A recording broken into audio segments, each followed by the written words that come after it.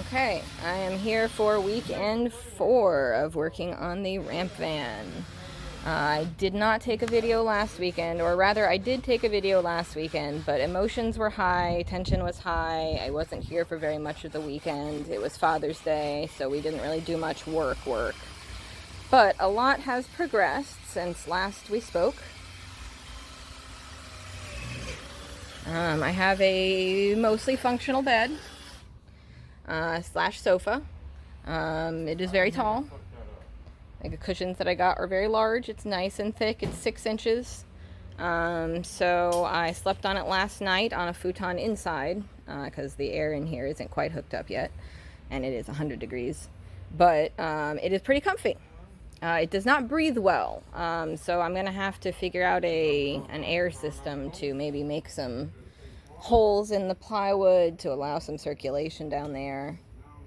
But my batteries, there's going to be a box around the batteries. The inverter is going to go up. Rob thinks the inverter is going to go inside the frame there and connect to the batteries just below. With some extra heat protectant and, a fire retardant box around it. The fridge is in place, but it does not have a slider underneath yet to pull it out. But it will. It's going to be on a slider. I have this counter, this initial cabinet for the countertop.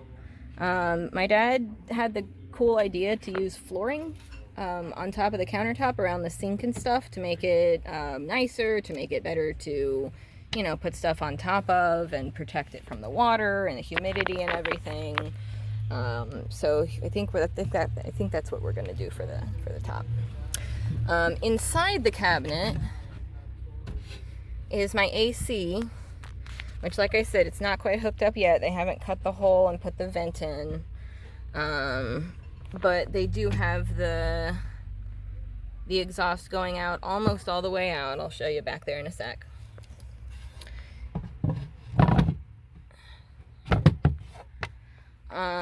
Up here is going to be another smaller storage area with cubbies for probably kitchen stuff, toiletries, that kind of stuff. And then at the back, up here behind the sofa and at the top is going to be some hanging storage, I'm hoping.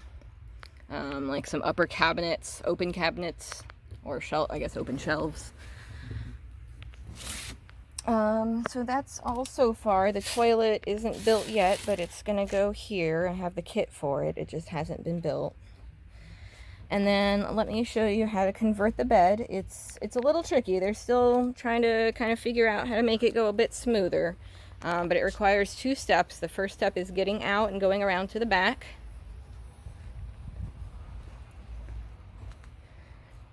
So back here, there is a little lip. So it has to be lifted over the lip, and I have to put the phone down to use both hands to do that.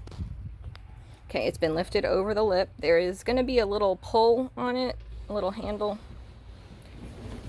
But that goes down, and then the front goes out. So let me go back around. So that's what we're not too sure about, is how to make it open without requiring actually getting out of the van. So I'm going to have to use both hands again. Part requires 2 hands because in order to pull out this shelf, it has to be pulled from both sides. I don't have handles on that yet either, but it will. And it'll be cleaned up a little bit and hopefully slide a bit smoother, but now I have my full bed. It's a twin mattress. It will probably be cut down because a twin, I guess, is 78 inches standard, and I would like 72. I am short, so that will still give me lots of inches.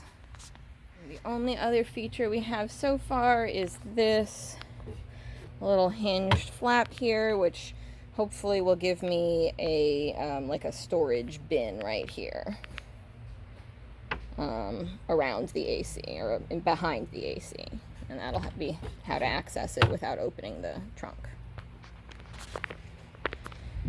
And then this back here, this is a tiny little garage that I have as of now. Big enough for a couple of bags of tools, first aid, all that kind of stuff, but not big enough for like the batteries or anything, the useful stuff we really wanted to put in there. So that's where we're at as of now.